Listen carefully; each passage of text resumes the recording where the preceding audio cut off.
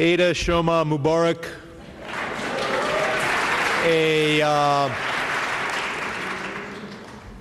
happy Nowruz to everyone here, but also those watching at Camp Ashraf.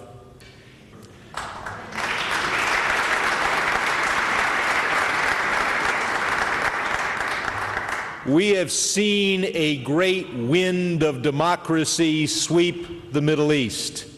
Democracy is not just for Tunisia, not just for Egypt, not just, we pray, for Libya, it is also for Iran.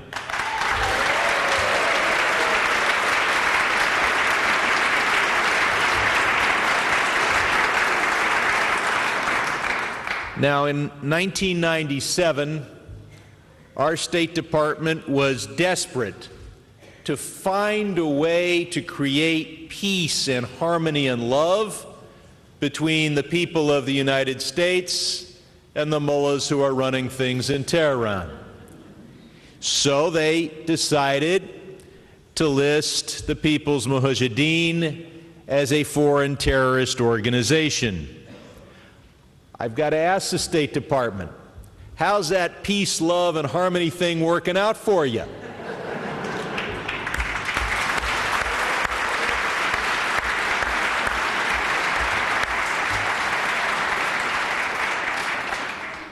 Have the centrifuges stopped spinning? Have we heard reasonable comments from Ahmadinejad? Or instead has this been a manifest failure of our foreign policy? It's good to be here with Governor Howard Dean, and I asked my staff, because I know I'd be here with you, to get me a list of everything that Howard Dean and John Bolton agree on.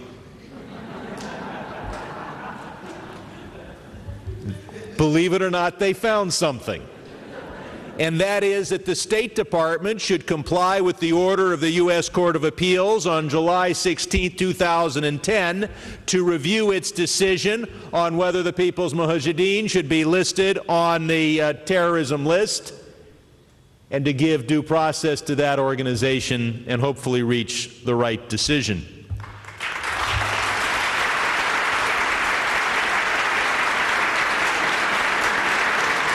Howard Dean to John Bolton, Tom Ridge to Sheila Jackson Lee. The one thing that is undeniable is that the MEK is the organization that the people who are doing the most to put America in danger hate the most and fear the most. So I look forward to working with you to make sure that our policies toward Iran make sense. I won't review all the reasons why it would be a terrible danger for Iran to develop nuclear weapons, but suffice it to say it shreds the Non-Proliferation Treaty, because if Iran is allowed to develop nuclear weapons, and it would be the first state in the Middle East whose continued existence is not been put in question to develop nuclear weapons. We already know that the Gulf Cooperation Council, Egypt, and others would not be far behind.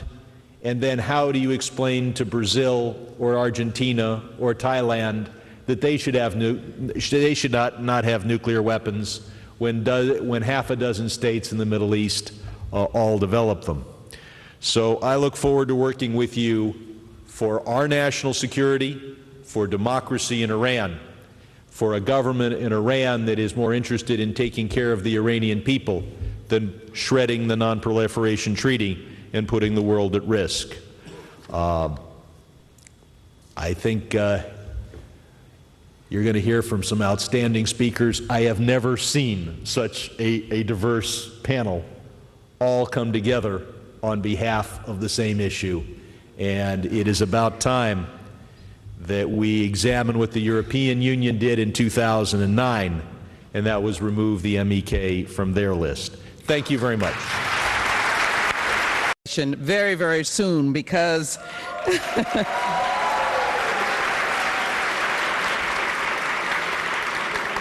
I'm honored and privileged to have such royalty sitting behind me, such thoughtful leaders. And if you don't mind acknowledging, of course, my colleague who opened up, the Honorable Ted Poe. We call him Judge. But to say Judge McCasey, who I had the privilege of working with as he took over as the interim Attorney General, but the Attorney General of the United States, General Hugh Shelton, I've had the privilege of working with the FBI Director Free and General Jones, of course, presidential candidate and doctor and DNC Chairman Howard Dean, and Ambassador Dobrinsky, Tom Ridge, Secretary. It's a privilege. We spent some harrowing times together, and we are grateful for your very presence here, and of course, Ambassador Daly. And so thoughtfulness certainly is the anchor of today, but allow me to speak from the heart so that our thoughtful, constructive day can continue. I just left a Judiciary Committee where someone offered legislation to say, "In God we trust." And I did not quarrel with that legislation. I only sought to expand it to say that we are a nation that respects people of all different faiths, and that individuals in our nation can pray in whatever manner they desire. So I would hope that those words, "In God we trust," would embrace the richness of our diversity. The people of Iran, the people at Camp Ashraf, only seek the human dignity of being respected for who they are. Miriam, who has carried the struggle of freedom, only seeks human dignity. And so in this year and time of celebrating the new year, Newruz, I want you to know that I view this as a time of renewal. I am glad to see the people of faith breathing life into the Constitution we love, a Constitution that respects distinctive faith and people. It is time to free the people of Camp Ashraf, the freedom of the indignity, the freedom of the isolation. It is time to free them. We have respect for our system of law. We respect when a court, through the process of petition, renders a decision. Now, with a court decision that suggests that we should review the MEK, I would hope that thoughtful people, not raging, not hysterical, but thoughtful people, prayerful people, merciful people, will take the opportunity to look-see, to work with us as I worked on the Foreign Affairs Committee, to ask the hard questions about those in Camp Ashraf, about their health condition, about their freedom. And even as we have seen some of the deterioration in Iraq, we know that we must support those who want to be liberated, but we must also find a way for them to understand the freedom of that camp. And then it is certainly a day of commemoration and celebration for those in Iran who had the courage to stand up, as we have watched Egypt and Yemen and Bahrain, as we see the turmoil and controversy in Libya, to see the people of Iran standing and stretching their hand to the freedom that they deserve. My words to you today join with you on Iran rising for freedom, and what our U.S. policy should be is one of mercy and gratitude for that we have sprung and given birth. The mothers should always be proud. America, the oldest democracy, should be proud that there are those who cling to that value. And we must always stand ready to stand with them. We have got our laws. We have got our marching orders. We have heard from the court. We have these distinguished Americans. What more? What more? I stand with you as we continue to press for the freedom and the dignity that is embedded in us, in our heart, to be spread throughout. And so I close by simply saying, Martin King, who gave me an opportunity to see freedom in this nation, reminded me in his last words before his death that he always believed that America had a promised land. He did not know if he would get to that promised land someday. I paraphrase his words.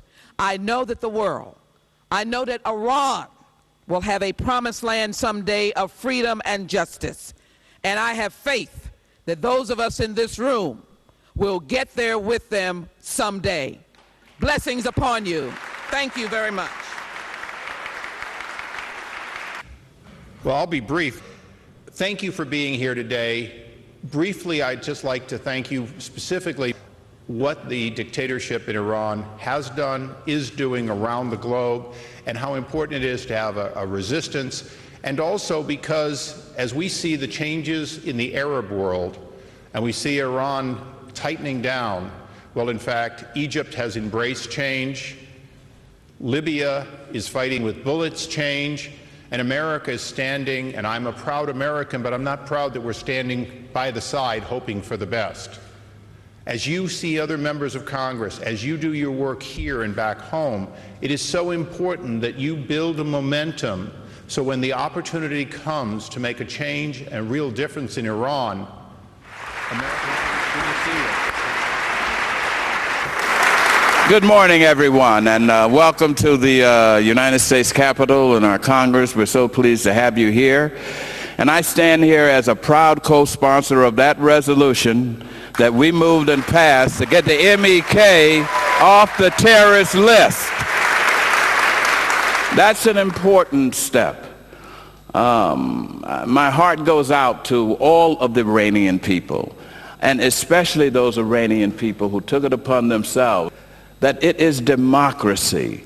It is true democracy that the people of Iran want and what they will get.